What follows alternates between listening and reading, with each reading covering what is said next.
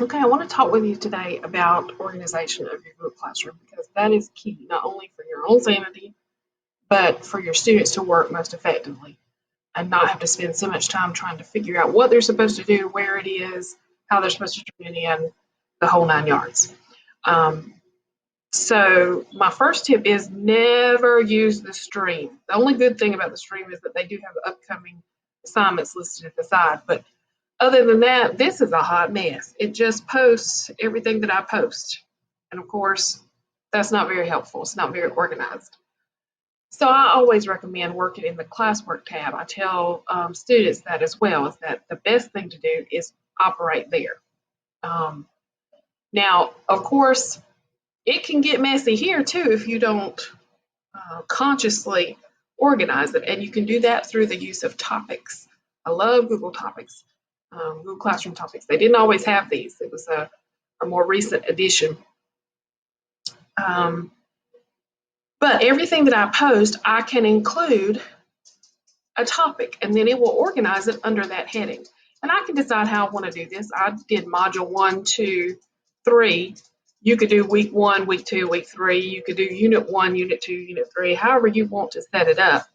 That is perfect. That is up to you. The key is to just use topics and to use them consistently in a way that makes sense. So I'm just going to show you how easy it is. So let me say I need to create an assignment.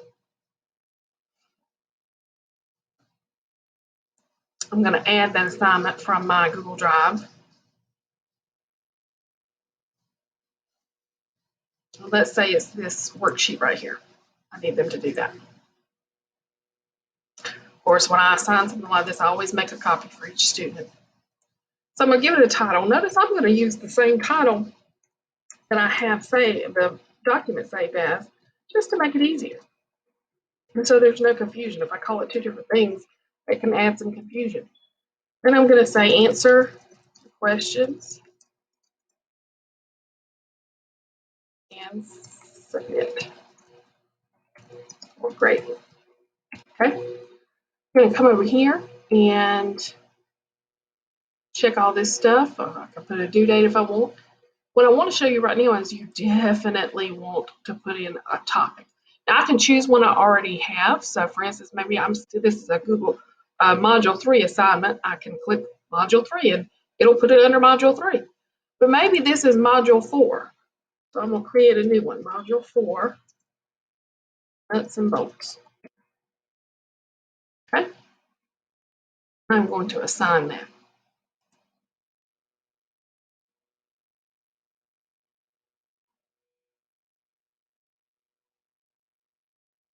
Notice it puts it at the top. Everything that I put in, the most recent thing I put in is always going to appear at the top, and that's fine. If you wanted to do Module 4, Module 3, Module 2, Module 1, I didn't like it that way. I wanted to start with 1 and go from there. So I can move this down all the way below Module 3 where it makes more sense to me. I just would say keep it consistent. If you have it reverse chronological or chronological, whichever one you choose, that's fine. Just make sure you stay consistent so that students know where to expect to see their new work.